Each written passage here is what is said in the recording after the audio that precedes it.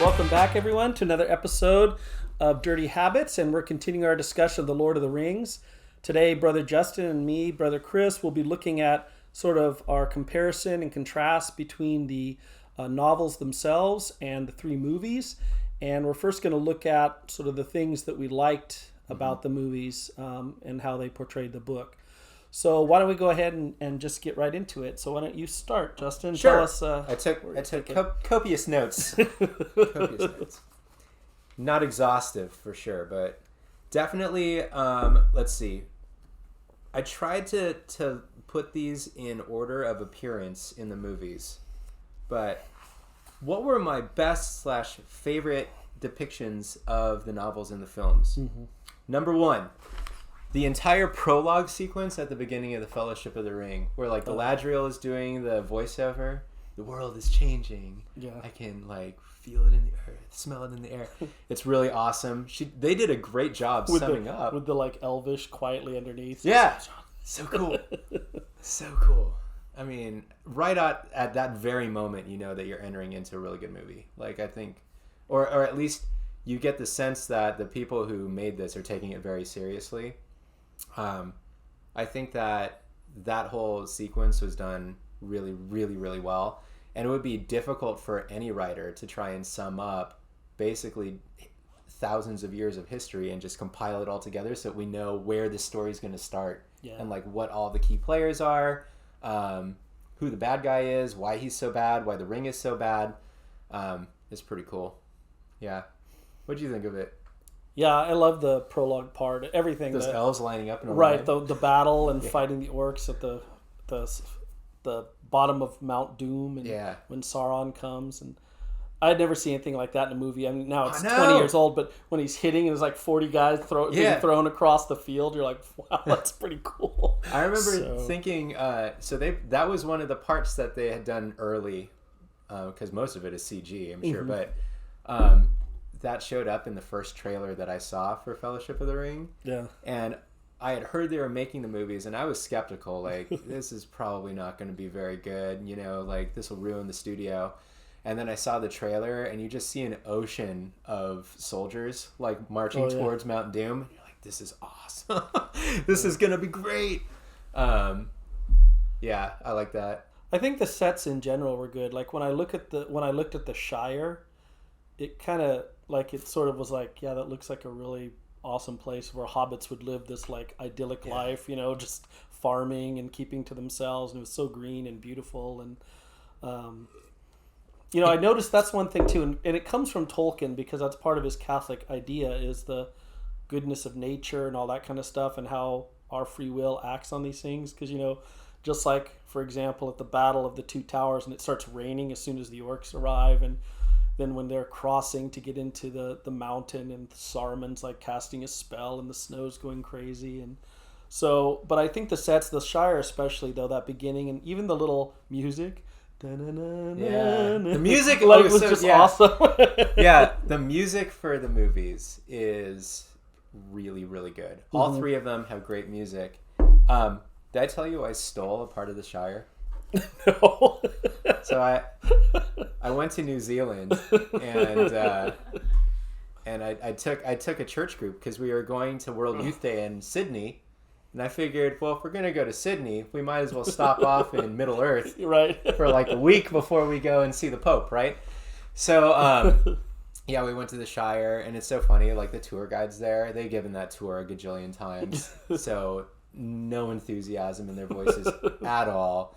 We're in the little tram, and he's just like, yep, there's a hobbit hole. There's no more bricks on the front because they're not filming the movies anymore. But we leave the facades up so that you guys can come see it. We're like, great.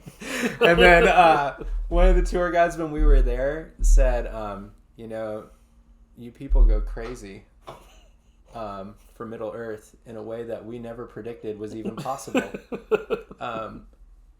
We've had people show up dressed as elves so that they could read elvish poetry underneath the party tree in the Shire. And it's just a bit much.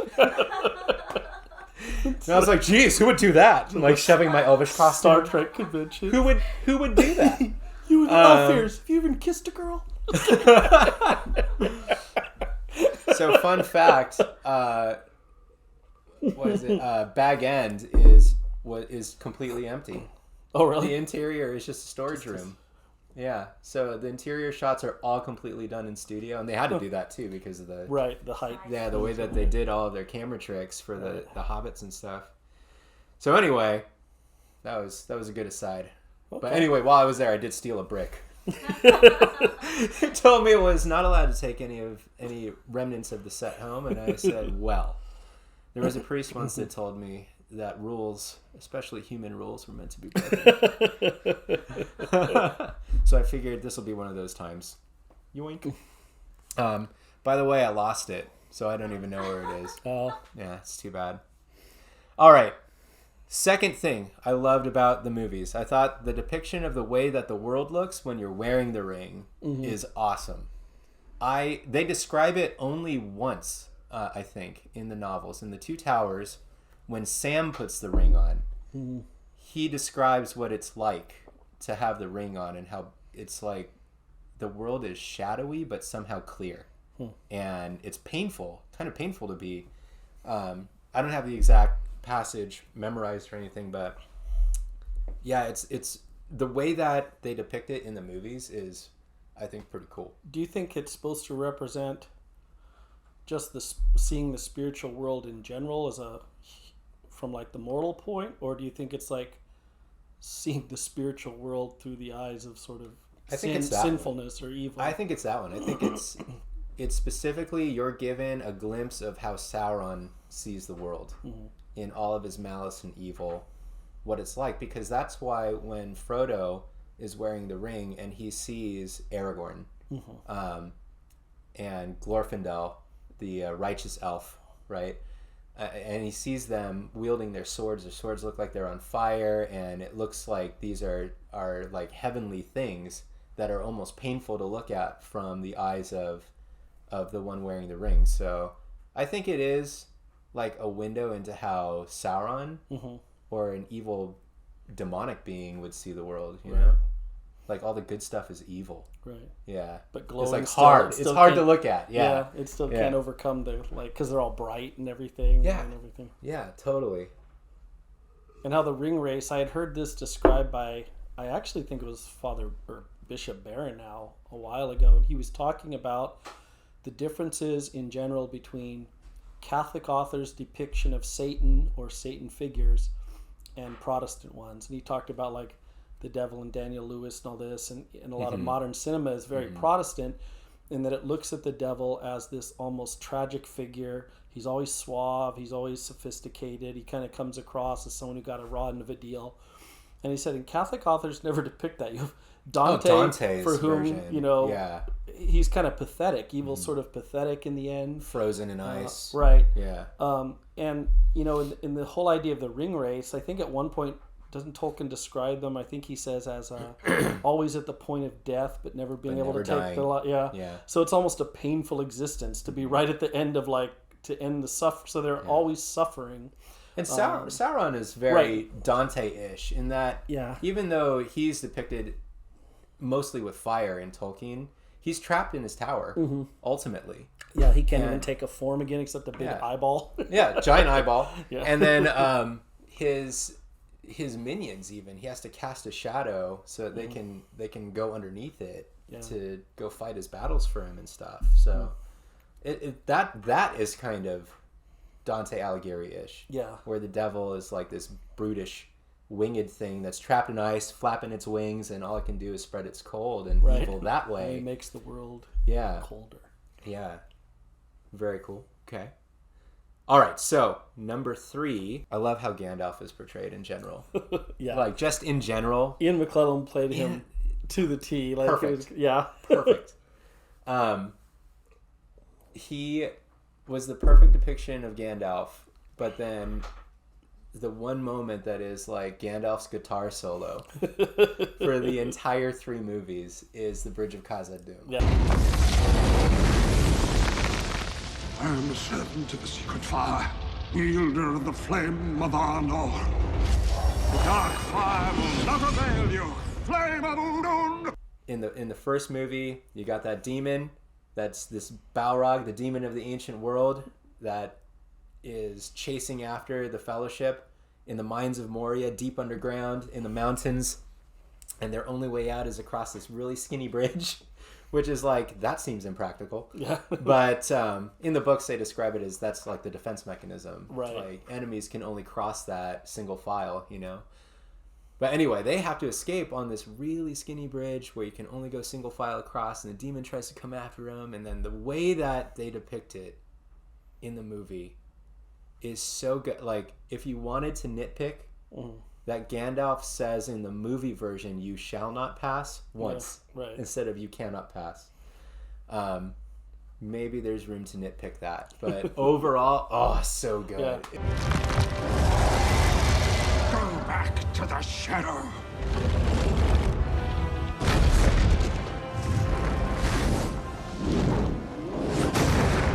You shall not pass! I liked so all of it, good. even the stuff he says I don't think are in the books, or like, you know, because he has to describe for people who have no idea about the background. Right. This is a demon of the ancient world. Right. And, you know, Legolas, who's the only one who has, even though he wasn't there, at least he's of the elves and has the idea of what these things He knows what a Balrog are. is. Yeah. Mm-hmm. And, you know, and when he tells Aragorn who's going to face it, he's like, swords are useless here, you know? And, of course, always the best part is always cranky to the end. Even as he's about to die, he's all, "Fly, you fools." Yeah. So tight. What are you watching me for? I love it. I love how cranky he is in general. Yeah, that I do love that scene too. And he's this tiny figure, but the wielder of the sacred flame of Arnor. Yeah. And Udun, which is the name of Sauron's original master, the real satanic figure. Morgoth, and there was one of the names of his great underground citadel and stuff. The ones, like, I guess, shaped the entire north of Middle Earth at one, or of Beleriand at the one time. So, yeah, everything about that, and you know the like light goes around him, and the like sword like shatters on it and stuff, and this huge monster. They had to do it that way too, or else you would have because Pete Jackson knew this is the moment that could, if I do this in any other way than the way it's written, the fans will just revolt. Doesn't matter how good anything else in the movie was. If I don't have Gandalf doing this one thing the right way, it's over. The movie fails. Gandalf has to say, "You're the flame of Udun, and I'm the wielder of the secret fire. You know, the flame of Anor, which is the creative flame. Right. So he's the wielder of the flame of creation, which is awesome. Dark fire will not avail you." Yeah. This is so cool. And then that he holds up the staff and the sword with the white flame around him and stuff. Yeah. Oh man, it's beautiful. It's beautiful. And the effects, they absolutely hold up for that sequence. They do. So okay, Gandalf in general, amazing job, Ian McKellen.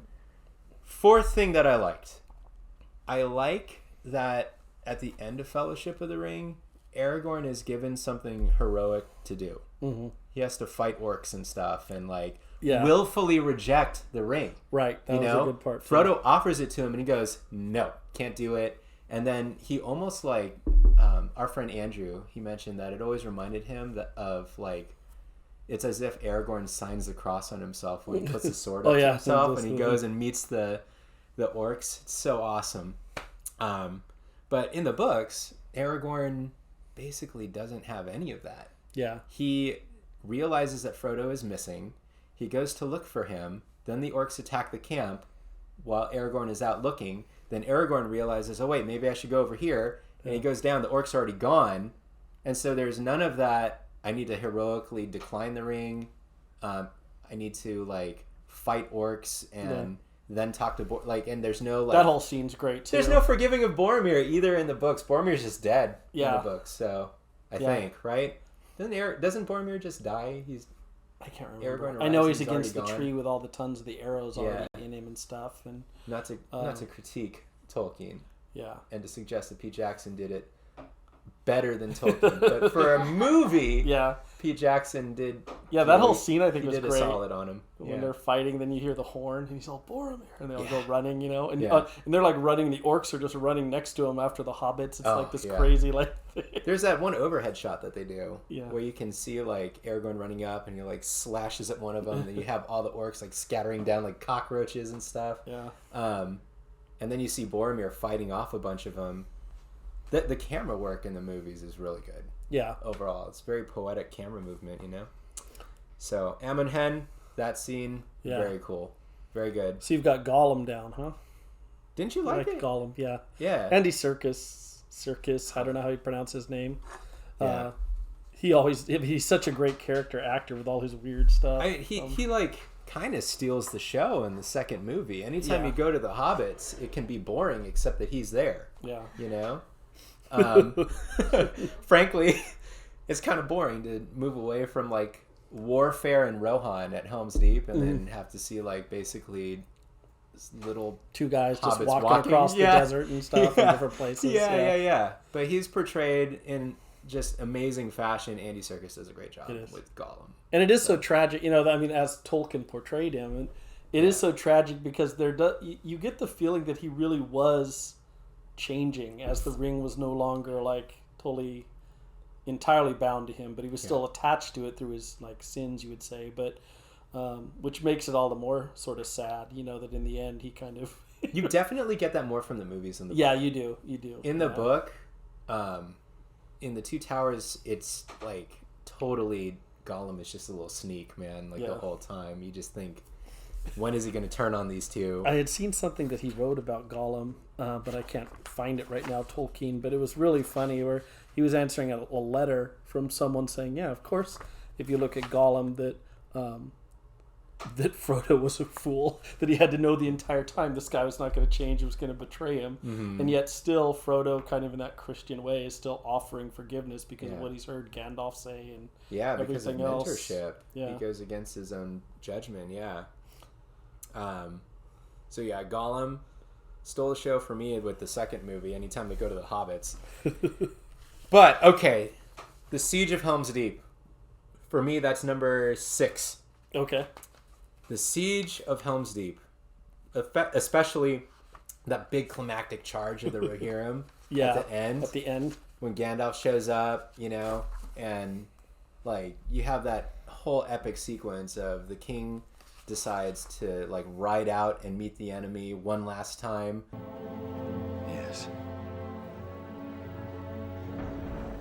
Yes.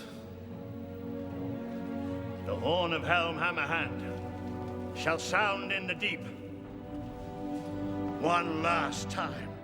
With Aragorn and like the whole court behind him, and they charge down the ramp. Fell deeds awake. Now for wrath, now for ruin, and the Red Dawn. And then up on the ravine, you see Gimli blowing the Gimli. horn. I mentioned earlier the ravine. Yeah, when Eomer and Gandalf come. Gimli's lungs, man.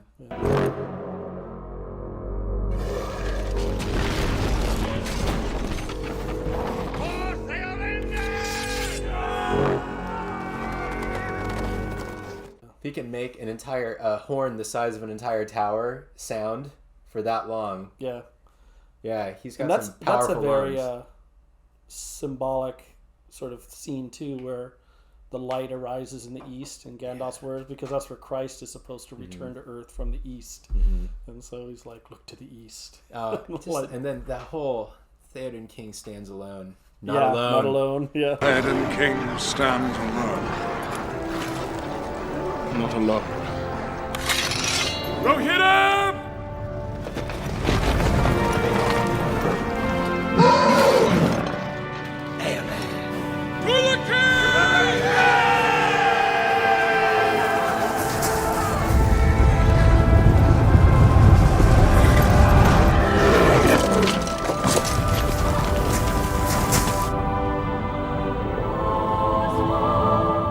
And then they charge down.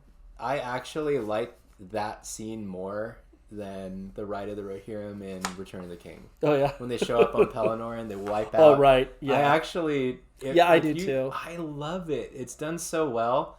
And also there's just something about like an avalanche of horses coming down a hillside that's just something you've never seen before. Yeah. You know? Yeah, the epicness of that movie, those battle scenes of crazy amounts of soldiers and stuff is awesome. I found the thing that Tolkien wrote. About Gollum? Yeah. Another petition. It's interesting. He says, another petition of the Lord's Prayer brings Frodo's plot line to conclusion. Forgive us our trespasses as we forgive those who trespass against us. It is Frodo's forgiveness of Gollum which finally saves the day when Frodo's will gives out and Gollum has to bite off Frodo's finger to get the ring. But he says, at this point, the salvation of the world and Frodo's own salvation is achieved by his previous pity and forgiveness of injury. At any point, any prudent person would have told Frodo that Gollum will certainly betray him and would rob him in the end. To pity him, then, to forbear to kill him, was a piece of folly, or a mystical belief Frodo had in the ultimate value in itself of pity and generosity, even if disastrous in the world of our time. He did rob him, and he did injure him in the end, but by a grace that his betrayal was at the precise juncture when the final evil deed was the most beneficial thing anyone could have done for Frodo. By a situation created by his forgiveness, he himself was saved and relieved of his burden by Gollum. That was Tolkien? That's Tolkien's own assessment of what it was. But I thought writing he wasn't writing it from a Catholic perspective. Yeah, I know. He was writing to the Jesuit priest Robert Murray S.J. Yeah, earlier he said, I am a Christian, which can be deduced, and in fact a Roman Catholic, and talking about Elbereth and devotion to Mary. Oh, yeah. So yeah, it was... Yeah, I don't know how you could have that written testimony from Tolkien himself and say that he wasn't writing this from a Catholic perspective at all. It wasn't infused with his Catholicism. It's obviously there. Well, you want to end with just of the last closing speech, which is great because it's almost verbatim, I think, from the book and the movies are pretty close. They had to cut it, I think, a little bit down. Yeah, but it's very close. I actually think that it's done... Obviously, for the movies, they made it a more cinematic kind of speech that sort of crescendoed to a point. And in the book, it is a little bit different. But I think that the way that they adapted Sam's little speech that he gives as they depart from Faramir, the way that the movies adapted this, it's great. Sam says to Frodo, it's all wrong. By rights, we shouldn't even be here.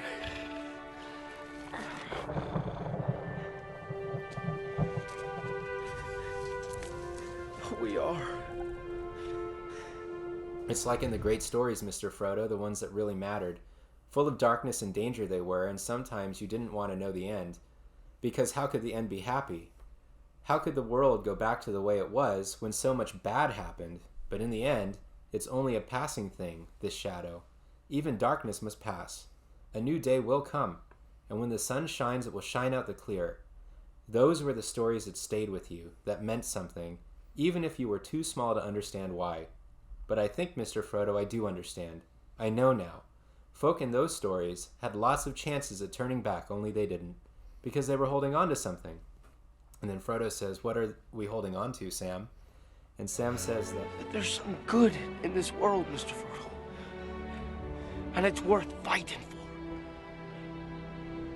That's amazing. That's amazing. All right, first thing. We're very passionate about Lord of the Rings. First thing, my favorite character in the novels is Theoden. Theoden is my all-time Theoden, and actually Éomer might be my second favorite because they have such great moments in the novels. And here's the thing. In Two Towers, Theoden, for most of the movie, and even the very beginning of The Return of the King, for some reason he's portrayed as arrogant, hesitant. I know what it is you want of me, but I will not bring further death to my people. Until the beacons are finally lit, and then Aragorn goes, they're lit. Are we going to help? And he goes, yes, we'll answer. But before then, it's like he goes through this transformation, picks up the sword, and gets knocked out of his spell. But then right after that, he's like in Aragorn's face, like, well, last time I checked, I was king of Rohan and not you. When last I looked, Theoden, not Aragorn, was king of Rohan. And then like when they're at Helm's Deep, he's kind of like angsty too. It's just, he's never like portrayed as actually turning the corner and becoming like a hero until the third movie. Yeah. So that bothered me, you know? Yeah. Did Kind you of all stuck, all focused on glory in the movies. Because even at the end, the reason, even in the Two Towers, the reason he rides out that is for glory, and it's Aragorn who has to say for your people, and it's kind of like, yeah, them too. For death and glory. Right. It's like But very it's Greek. like, yeah. No. Yeah, so that bothered me because he's my favorite character. I would really like to have seen him more like he was in the books, where he just becomes the hero, like right after Gandalf knocks his senses back into him, you know? So that was unfortunate. It wasn't something I really picked up while I was watching the movies for the first couple times. But then after I picked it up, it was like, ooh, I don't really like that. And along the line of kings, the second thing I didn't like, why is Aragorn lacking confidence throughout the films? The same blood flows in my veins. Same weakness. So he's portrayed as reluctant Right. for basically all three movies. And that's way different from how he's portrayed in the books. In the books, he's like determined from the very get-go. He's been waiting to reclaim the throne, and this was the moment. The reason why it's interesting, like, why didn't any of the other heirs to Isildur's throne claim the throne? Well, it's because the timing wasn't right yet. Why was the timing not right? Because that epic showdown between king and enemy didn't happen yet. And that was what Aragorn's destiny was, and he was willing to meet that. Right. And that's why in the books, right when they set out from Rivendell in the first book, he's given the reforged sword. It's almost like him going, I'm ready, I've got the sword now. The sword of the king. And in the movies, he doesn't get that thing back until the third movie. Yeah. In a weird way too. Elrond just shows up with it in a tent. Like, well, how long was he riding with that? I don't know. Yeah. Wasn't fond of that. And that's like to talk about a little Christian things that most people probably wouldn't notice. That whole story of you have the one kingdom, like there was Israel, and then it splits into the kingdoms, Arnor and Gondor. So you have the two, like Israel and Judah, and then they're both destroyed to some extent. And then the line of Jesus, and the genealogy goes through all these people who have no idea who they are until the time he finally comes. And the timing wasn't and right. that's like the Rangers coming through. Like the whole storyline that it's pulling from and stuff is very, Aragorn. Yeah, everything's hesitant about marrying Arwen. Arwen. About you kidding? He almost That's seems never in the almost book. ashamed of like the fact that he's like one of the Dunedain, and it's like Don't like it. Yeah, Don't like that that. was I mean, kinda- he was portrayed awesome by Viggo Mortensen. right. He did, yeah. And Viggo, like, he took over that character. Yeah. Apparently, like, he would go fishing when he wasn't filming, and he would bring his sword with him. When they were like doing screen tests with the sword for the first time, he leaned over to whoever the casting director was and said, "I'm going to take this with me." Like, okay. I might have gotten that story kind of wrong, but that's what I remember from the extended edition. That's funny because just isn't it funny like when you see a movie and people become so in your mind ingrained with a character that it's weird to see them and stuff later. Oh yeah. Like especially Elijah Wood. I think the next movie after The Lord of the Rings I saw him in was Sin Sin City, City. where he's like a weird Cannibal killer dude, and you're It's like, like eating prostitutes what and is stuff. You're this? like, what the? That's Frodo. yeah, exactly. You can't do Frodo. that. You're Frodo. You can't do that, Frodo, son of Drogo, eating people's hands. So on the note of Aragorn falling off the cliff in the Two Towers, like the whole sequence where the Warg Riders show up, I could see why they wanted to infuse some like action, because that doesn't happen in the books. Right. They say, hey, there's people out and about. All right, that's why we'll go to Helm's Deep. They never actually meet them in battle. But in the movies, there's like this whole sequence. Aragorn gets like thrown over a cliff edge and left for dead by his friends.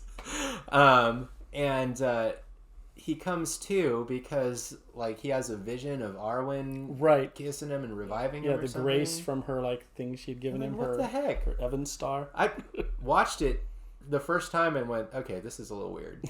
Even in the theater, I was like, that's a weird decision to do. Aragorn going over the cliff. Almost as weird, not as weird, but almost as weird as Princess Leia floating from outer space back to the thing. You're like, boy, that's how you're gonna depict her force power? That's weird. Leia Poppins, can survive the vacuum. She would have the same like thing. Surviving the vacuum of space. I just we'll have another discussion. Yeah. That was okay. No Star Wars today. So that wasn't necessary. It seemed like they did that just so Aragorn could see the oncoming troops from Isengard. Mm-hmm. But I mean, in the books, a scout sees that, tells them, and they go to Helm's Deep. Like literally, they invented like 2 chapters that didn't exist in the book. Yeah. So excessive. Now, let me ask you this, because I honestly don't remember. I haven't read the books in a while. Because I love the scene in the movie when they see the White Wizard approaching, thinking it's Saruman, but it's Gandalf. Now, did that occur in the books like that? Yes. They were out in the field. Okay. It's more intense than that. Because Saruman they try to attack him at first. Like, he shoots the arrow and he's like, splashes it. So, in the books, they are actually spotted by Saruman first. And they think they're not sure what to make of it. Because there's just an old man clothed in white off in the distance that's spying on Aragorn, Gimli, and Legolas. And then the guy goes away. And then the next day, a guy that they think is the same guy approaches them, and that's why they're ready to fight, because they're like, oh man, here he comes. It's Saruman. He's going to try and deceive us and put a spell on us. And they find out that it's Gandalf. And they ask him, was that you last night that was spying on us? And he says no. So Saruman did actually show up and try to like because I love that scene too. Yeah, that was done really well too with the voiceover. Yeah. You are tracking the footsteps of 2 young hobbits. Where are they? They passed this way the day before yesterday. They met someone they did not expect. Oh, Christopher Lee. Yeah. I should have put him down as one of my favorite things too. He will always be Saruman to me. Like Saruman and Count Dooku. Him standing up on top of Orthanc and like calling down the storm.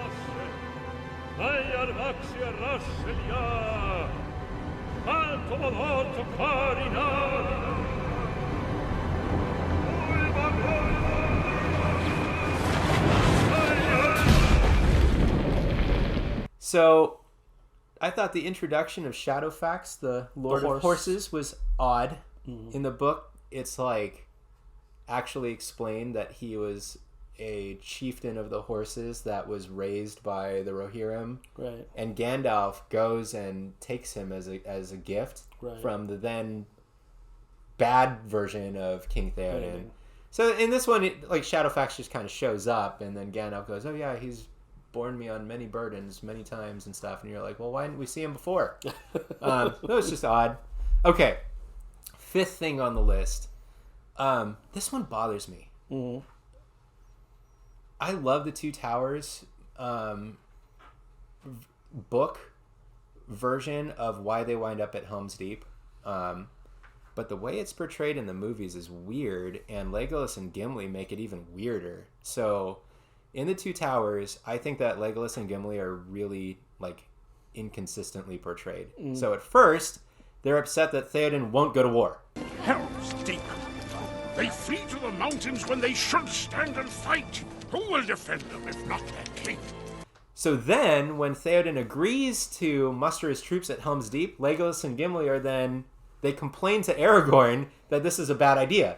This is no rabble of mindless orcs. These are Uruk-hai. Their armor is thick and their shields broad. Okay.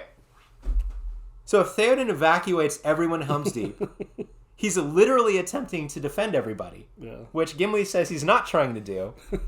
Yeah. So what would be better, stand and fight against the Uruk-hai whose armor is thick and shields are broad at Edoras, or, you know, and you saw how they, Edoras is like surrounded by it's like twigs. a longhouse. It's like a Viking type longhouse. It's like a hill with a ring of like picket fence around it.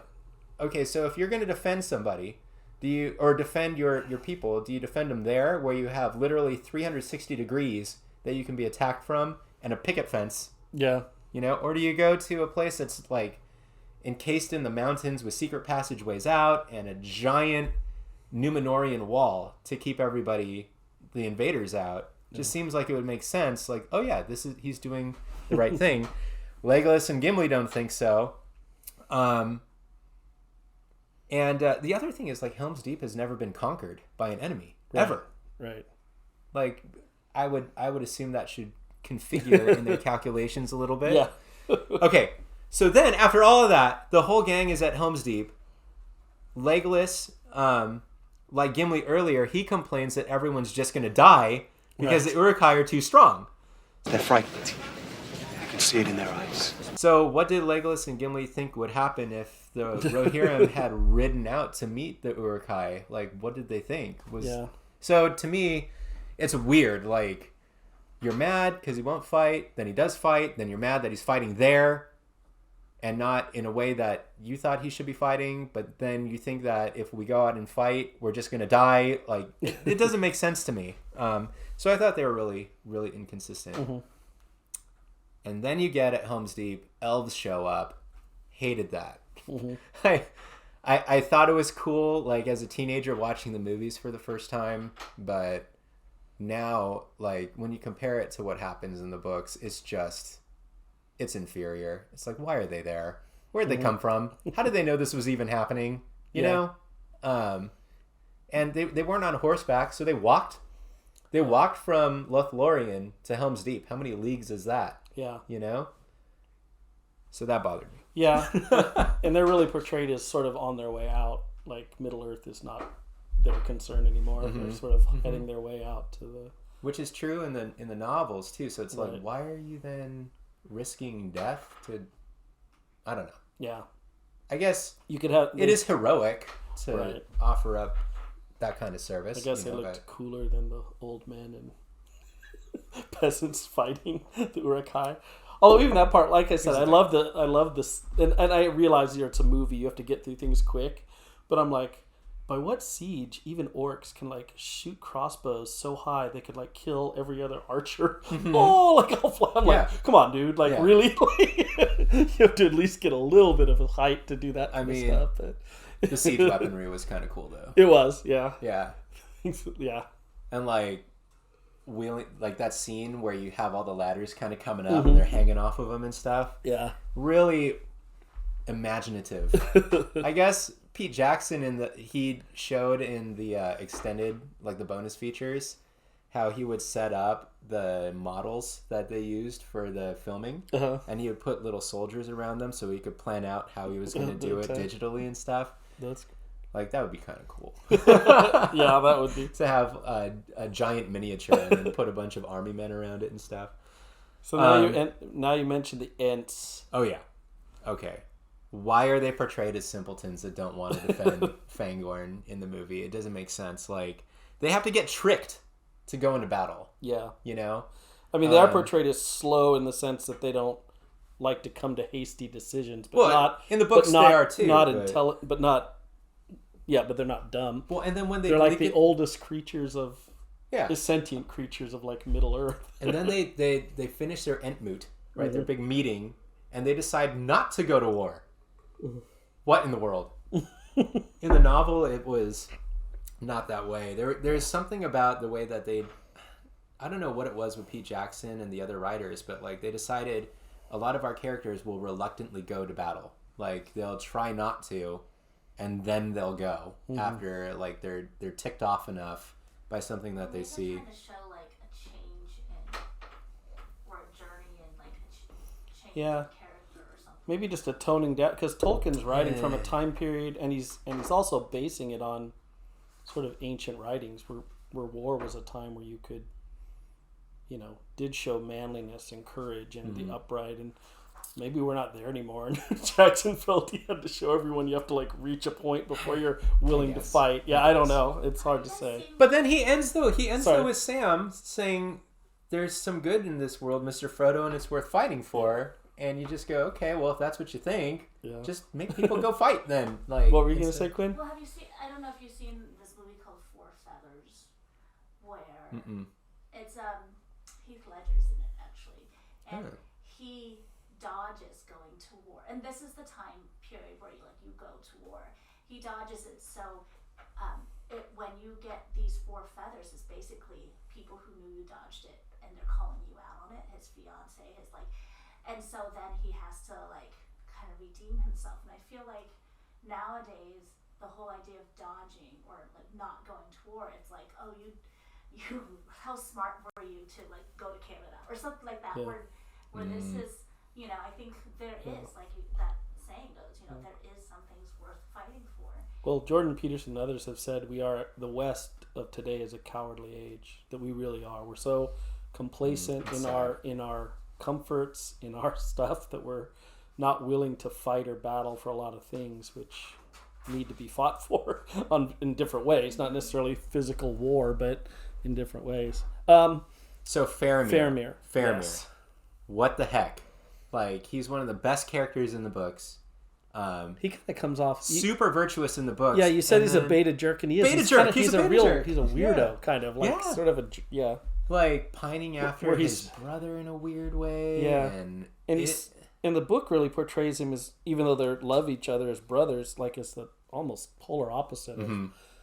Where Boromir will take the ring without thinking. Faramir gives that whole speech where he's like, I wouldn't do it even if I found it on the waist and even if the whole tower was falling, the white cities, I wouldn't take it up because it would. He's totally different. Ends don't justify means for Faramir throughout the entire book, throughout the entire series of books, and that's why I put that as one of my least favorite adaptations. Faramir, and he's a lot of people's favorite character because he's like Robin Hood Ranger guy, right, out in Ithilien doing awesome work, and he's portrayed as like a weird beta guy. Not happy about that.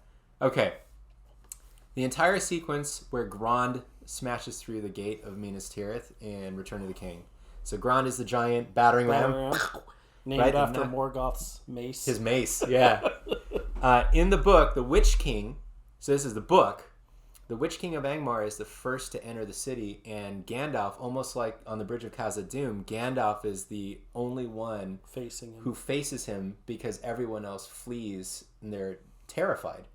And Gandalf stands alone. So in the movie version, not only is the sequence where the gate finally is crushed open less epic, what happens is probably my least favorite thing that happens in I'm so glad it's not in the theatrical version and that you had to pay extra and see this happen in the extended edition. But what happens, Gandalf, when he finally does approach, he does face down the Witch King, right? The Witch King breaks Gandalf's staff. Yeah. Which the sign means of his, that it's a sign of his priesthood. Obviously, Pete Jackson didn't look into what the symbolism of the staff breaking really meant. Right. He does know it's important because he has Gandalf tell Saruman that his staff is broken in the extended edition of Two Towers. But when then he has the Witch King somehow has the authority to break Gandalf's staff. To me, that was heretical. Yeah, you can't put that movie as number one. Yeah. When you have that happen. My least favorite thing out of all three movies was that. Okay. Extended edition. Heresy.